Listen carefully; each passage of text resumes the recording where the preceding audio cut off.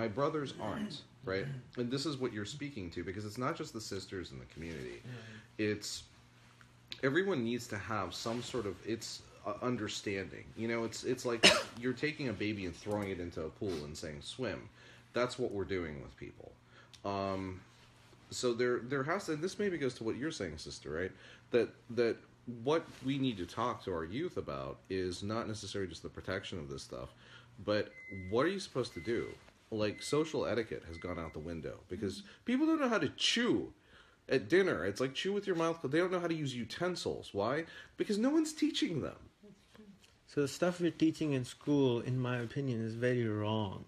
One of the best teachers I know of is Sugata Mitra. I don't know if you have heard, or Ken Robinson. Both of them are saying 200 years ago they were teaching horse riding in schools, right? So do you still need horse riding? Or, for example, archery. Do you still need to learn archery today? You needed it 200 years ago. Just like you teach driving in schools here in the US now, you have to teach social media, for example. But the challenge is the people who make the decisions are so far away from it. They don't understand the power of it. And then they don't, by the time they will put it in, it'll already be obsolete. So one of the biggest challenges of this time, which we live in, which is, to me, is extremely exciting times, because 4 billion people in the planet will come online in the next 5 years, and their brains will be plugged into the system, and they will create things which we cannot even imagine. Why? Because they've never been to school. They don't know what is right and wrong. They will just create things out of curiosity. And which leads me, I have a book called Curiosity in my car, which I have to give you, which is written by a gentleman who is a brother of 15 brothers and sisters. He has a PhD, and he was given a green card by the governor of California, North Carolina. Here you go, because he predicted what will happen 16 years from now using algorithms on software. Oh, no, not just that. He would say, he said, if you're born today, based upon the inputs I have from your parents, what they buy and how they live, I can tell you if that child will create a teen pregnancy or be teen pregnant in 14 years with like a 96% accuracy rate. He can predict when is the next bomb going to explode, just based on the public internet data which is available. So public data is already there. We just don't know that how powerful the world has become. We just don't understand it because it's too different. It's just different. And the biggest challenge is no longer going to be America or Pakistan. In 5 years' time, do you really think it'll matter where people live? Every single person would be doing what this device has, and they will all be on a very high-speed internet. And it will change. It will change, right? So you can say it will not happen, fine. Or you can design your education system around it and empower people by doing this. And now what I started from was connecting people, right? We're working on a project where we're trying to make it obsolete to know people. Right now, it's very important to know certain people, right? If you don't know anyone, you can't really do anything. But up till a few years ago, when there was no such thing called Google, you had to find information in library. You have to go and you have to search for that information. We're trying to make a project where we make it obsolete of finding people. The biggest problem is you don't find the right person, right? You're saying, I don't know a person in Pakistan who can do this for me. That's a problem which we can solve.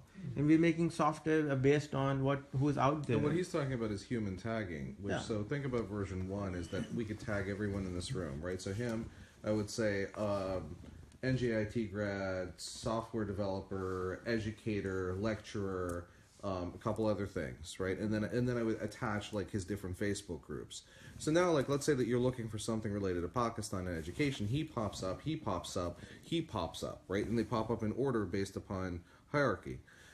Within 18 months, so VR headsets right now are about $900. There's virtual reality headset, right? So virtual reality. Everybody who doesn't know what it is. So, and what that means is you can put something on, and now I see all this information around you, this contextual information, or I can see virtual stuff in front of me that I can use as tools, and I can interact with it even though it's not physically there.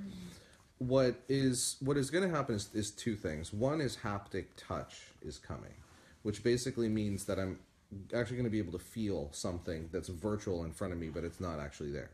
But the thing that's going to change all of this is if I were to wear some virtual reality goggles and have some tech like he's talking, and if he doesn't build it, someone else is going to build it. I can look at you and it would like if Yeah. we had a Muslim layer on it, and a layer basically means just some it's a like a mask of information. I could look at you and it would say something like Sunni, Hanafi, age, Everything would pop up. education. Everything would pop up in these different color coded grids around your head. And so when I walked up to you, I would Just have walk a up full to us. contextual information about who he is and how Yeah. I can talk to him. Again, that is going to happen whether you like it or not. Now, do you want to prepare yourself, or you want to say no? It's not going to happen. So there are two choices, right? So that's the thing. Like Google Glasses, for example, I believe in 5 years' time we'll all be wearing them. If Or contacts. Or something I mean, like that. They've all been reduced to contacts. There's and we'll walk into a mall, sorry to interrupt, and all the information will just pop up based on our faces, yeah. right? So, what are you hiding? Everything which you're doing, if you had a photo 5 years ago taken somewhere and somebody else's camera and you were just hiding, it'll pop up. Well, and the reason that stuff is popping up scary. too is because people move to these cloud services, people want to keep their photos. Like when you have these old photo book systems that you're using from like 2004, 2008, they get sold. Okay, someone sells something to Walmart. Walmart decides to sell it to someone else. Yeah. Guess what happens? Your photos are now technically partially the property of some corporation over there. Facebook ran into a problem when they were taking like your picture and putting in advertisements that were contextually focused at you, right? To sell you like Huldy or something. I don't know. But the issue that you're going to have is that there is going to be very little privacy inside of the next 10 years. What price? And we as kind of an ummah have to be sort of prepared for that, but we also have to like start educating and engaging, because if we're not doing this, like what are you going to do? Just like get scared that all those stupid pictures you took on the beach are now online? Because that's this is what's happened a ton of different times. Someone goes and takes nefarious pictures of them with their girlfriend, they're 14, on their mother's iPad, and it gets uploaded to her photo stream. This happens like every other day. See, I just want to say from the business side, how many of you do online shopping? Online shopping, yeah. Online shopping. Okay, when you go and buy something, but you don't buy, and you go to another website, but you see the same item you were looking at, it starts following you. Yeah. It's called remarketing. So I'm running e-marketing for my websites. So it's a service from Google actually. It's called remarketing, and there's another company called retargeting. So based on your previous visits or the cookie they place on your computer, so they know your buying habits, or they try to predict your buying habits. And then they, let's say the last thing which you stayed for more than 30 to 60 seconds, so they say, okay, you might be interested in that.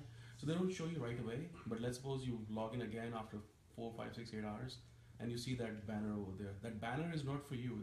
The banner has been sold to Google and other bidders, but the item over there pops up which you were looking last time. And a guy like me who runs ads can rent that space. Tell them more. and then I Tell can- them more about the business intelligence behind that, though. Okay. Tell them about the target case study, right? Tell them I mean, before I create tell that them the ad, target case study. I can literally, I cannot open, I don't have my pad on me, I would have showed you how deep I can go in Facebook ads and choose people based on a lot of options. And Facebook is selling, Google is selling, everyone is selling this information to me. And I can show those ads to that specific group of people. So when you log into your Facebook or other places like that, so you'll see my ads. So you can come back to my website, a group of my websites, or whatever the service is, or the message and everything I want to get it across, I can do that. And this is just the start. Imagine Google buying out Verizon and then using all the data which Verizon have on Basically, you. it's the data actually which Well, every imagine. footprint Imagine. actually. Motorola, if Right now we're you sitting can- here, we have, Motorola I'm was sold using an as a Android distressed phone, asset so recently. they know where I'm sitting and everything. What happened to all So that data? it's been collected. How, when, where they wanna use it, and who they wanna sell it to, that's what they will decide down the road whenever they think it's the best. So this information is highly empowering for a person like myself. But I can see there's a lot of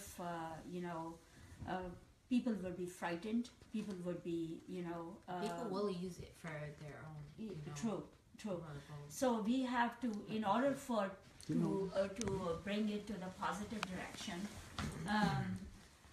for like we are faith-based people also, and we are working. For example, Kalimbai is here, and we are working together as a CPS team, Center for Peace and Spirituality, and we are using social media right now. We are using Facebook. We are using Kalimbai. We are using everything. Right. Well, go ahead. Yeah. So what we are doing is that we are using social media to these are like a daily broadcast, and then we also have the media and audio and everything that is on the website. We are directing it towards the Facebook also. And then we have seen a lot of tremendous response from the people. The Facebook page that was there, like that Facebook page was like created 2 weeks ago or something, 2 weeks or 3 weeks ago, and there are already 17,000 or 19,000 likes on it. So which means that social media is very powerful, but as you know, how many people can listen to the audio, which is like 10 minutes long, or so we have shortened the audio of Maulana Wahiduddin, which is like about 2 minutes or something. Is it? Yeah, sometimes 2 minutes, 5 minutes. 2 minutes or 5 minutes. So Maulana Wahiduddin, by the way, is a spiritual leader in India. He came over here also. American government invited him he's working on the ideology of peace and non-violence. So he has written a lot of books, and we have a lot of audios and everything, and then we are using all that information that we have, and we are putting it on the social media right now. So there we want to know that how more effectively we can use that, and how can we work it together to make it more out there towards people. You were talking about the cookies or some pop-up ads. Can we use the in putting a quotation of peace, all of it, and it appears? Well, you can do anything you want. You could also use the social with a Facebook ad spend strategy to develop your entire audience, and then what you could do is you could also shift the audiences based upon what you want to go after, right? So let's say that you now have like largely a Muslim audience, but what we want is a Muslim-Jewish audience because we want to promote some sort of cross-cultural interfaith engagement. You could literally start retargeting towards that, and you could go after Bernie supporters and a bunch of other things based upon the criteria that you set. Yeah, last year when It has a bunch of criteria where you can choose, and you can go down. It lets you go to a level where you can have your best possible target audience, and then you run your A/B testing a little bit just to see what kind of response you have. Then you can fix it, and then there you go. You have your target audience. we used that last year when Gandhi Sahib was visiting the US. We had about 11 or 12 events across the country, and we used Facebook ads to really target people. Because I mean, he generally talks in Urdu, so we said, okay, well, if you're interested in Pakistan, if you're interested in Islam, there are some other age groups and things of that nature. And I think the response was pretty good. Yeah, I mean, you can do one more thing though. You can, if you know your you have a domain, and so you can make your one proper website, and then the next thing to move forward is SEO. Mm-hmm. So it's gonna be time consuming. So let me offer something to the entire room. I own the Twitter handle Muslims. I'm not doing anything with it. Twitter what? At Muslims. I'm at Muslims on Twitter. Oh, good. Okay. I'm not really doing anything with it right now, and I'm looking to build basically Muslims who will do something with it. And I have tons of Hootsuite seats, so if you want, we just have to sign a little agreement that says you will do this and you won't do this. But I'm happy to lend it out. The challenge which, sister, I see with everyone who does whatever he does is, to me, again, like I'm a connector, right? And I see that we are all doing, I have not met a single Pakistani in this country, or of any other religion for that matter, who actually does not do something good. But we are not showing it off to many people. If you talk about Ghamidi Sahib, 1995, 1996, 1997, I begged them, please do a website. They refused to do it. Now, if they did it 20 years ago, what impact would have happened then, right? Same thing with Jamia Banoria, for example. Jamia Banoria, for example, in Karachi, right? I got them website and everything and up and running 1995. Same thing which we're talking now, it will not happen. People will not have money. We don't have food money. You're talking about people have a computer or internet or phone. What are you talking about? It won't happen. People don't understand that technology is a totally different everything. So I went to give a lecture in one of the jamias, right? 6,000 students. I find out that they don't speak English. Most of the alims there don't speak English. They don't understand tech. Nothing about tech, right? So I go out in the bazaar, look for some tech books. Okay, is there any tech book in Urdu? I don't know if I think I told you that story before. And there was no tech book in Urdu and explaining what even internet is, how things work, basics. Forget about. He came to me 12 years ago and said we need to create a Department of Defense on internet for Pakistan. Like 12 years ago. Nobody. I was like, wow, where did you come up with that? Because now everybody in the US is saying for the last 2 years, we need to have cybersecurity going up. Now you're talking about cybersecurity. We need to predict things sometimes in the future. How are the patterns going? Where will the world go? I ended up, I found 4 books against Malala in Urdu, but I couldn't find one book on tech. So this is where the brain is. That's why you couldn't find it. Oh, there you go. You have a what? I wrote a book on internet Oh. when I was little in Pakistan. You wrote one? No, I have one. I had one. You had one? She took the one book. You had the That's one? nice. There was only one.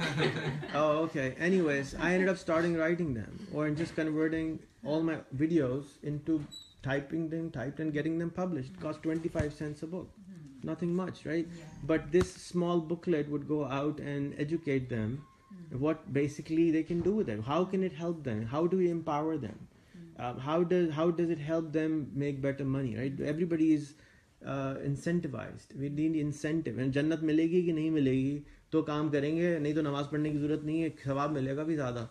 सवाब के लिए काम करते हैं ना, अपने लिए तो कोई काम नहीं करने को तैयार. सारे सवाब के चक्कर में आयतें पढ़ लोगे तो ये हो जाएगा. अरे भाई कुरान शरीफ में लिखा क्या है वो तो पता नहीं है, वो नहीं बस इम्पोर्टेंट नहीं, इस पर सवाब नहीं मिलता. उर्दू में नहीं पढ़ना, सवाब नहीं मिलेगा.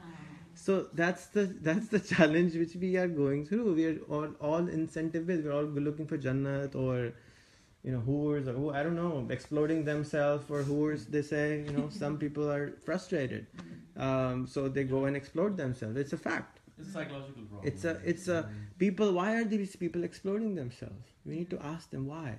And yesterday I was in Brooklyn. I went to a Jewish neighborhood, met a Jewish friend of mine,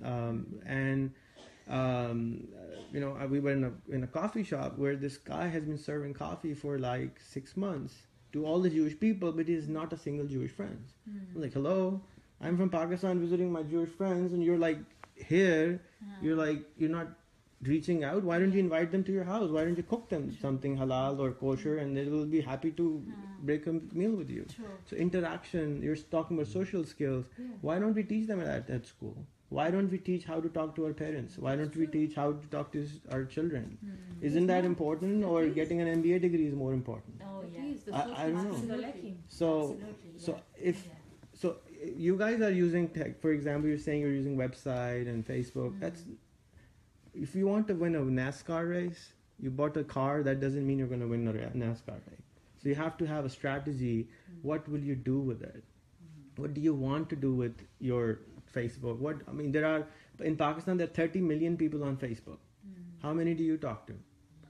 Again, if Ghamidi Saab was doing this, or even starts doing like a weekly thing with like gentlemen, I'm sorry, I'm forgetting his name. Not yours, but the other Wahiduddin Saab's name, and Munir Bhai is a cousin of mine, by the way. So I have been eating their brain, and for a long time, every single person I would meet, I would eat their brain. His brother is on our board also. Okay, brilliant. So in Orlando. Nice. So this thing is that we are always late Latif. We're always like train निकलने के बाद जो है ना हम करने की कोशिश I करते think हैं. lately, but I mean, I don't know if you've been following, there's a lot of social media activity that Anmol especially takes part in. There's Which a is lot of great. especially YouTube. I mean, I'll just give you one example. Strategy from my own designed by experience. whom? Okay, what's that? Strategy designed by whom? Well, someone who doesn't there's understand? an ultimate strategy of reaching out to people, But because the whole idea of Gandhi Sahab is to educate people. That's fine. The first step in educating people is to reach out to them, right? So, because what happens is people, when they have a question, where do they go these days? They go to Google and they type up something. You want to show up when they type, a question. They say, why do people believe, if somebody is an apostate, that person should be killed? You want a reasonable opinion on that issue to come up and say, well, this is why all the traditional mullahs are wrong. I'm not. Okay, so the point is, I think a lot of that is happening, and I'll tell you from my own experience. A few years ago, I probably spent like few hours, and I took some of his audio content, which I knew didn't exist on YouTube, and I took a picture and converted that into a video, and I put it out there, and I forgot about it. And since then, there's been tens of thousands of people who have gone through it. And YouTube at this point tells you not only how many people clicked on it, but gives you an estimate of how many minutes watched. I mean, and that minutes watched is in hundreds of thousands of minutes.